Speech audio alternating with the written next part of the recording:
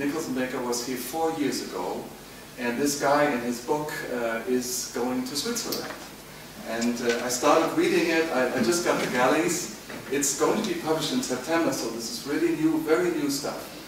And so I'm still waiting for Switzerland to happen, but it's supposed to be in the book.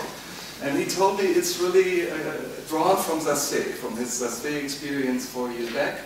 So we can be hopefully proud to be in it. Yeah. Well, anyway, please welcome again Nicholson Baker.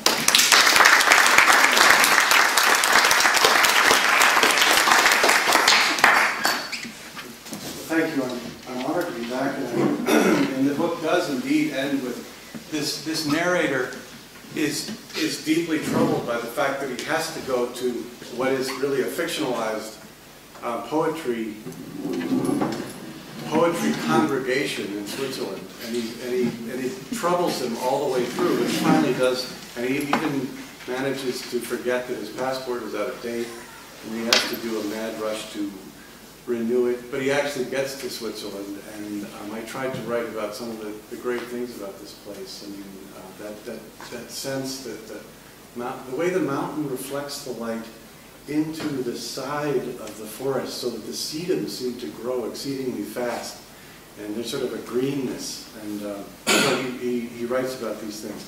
I wanted to write a smaller book after Human Smoke because it was so difficult and sad to work through the Second World War. I mean, what worse period in human history is there? And I also have a terrible problem with deadlines myself, and I miss them always. It's only the deadline only means something after you miss it. You're in that terrible state of knowing that the editor or the professor or whoever it is angry at you. It's only the irritation of the person who's waiting for the thing that makes you finally write whatever it is you have to write. So this is a book that I wrote in a different way than I've written any other books. I wrote it using, I wrote it in the middle of the night, sitting at a typewriter, talking the words, some of it. I used a random number table and assigned random numbers to chunks and then put them in the order that the random numbers gave them, and then I looked through it and found that that was terrible, and I went back to the order that they'd originally been in. And parts of it I filmed myself in the character of the writer, and then transcribed that and edited it. So I tried to have a book that had a kind of spoken flavor about this poor guy who wishes that he could rhyme.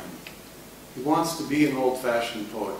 He likes rhyming poetry, but he is not, he just doesn't have it.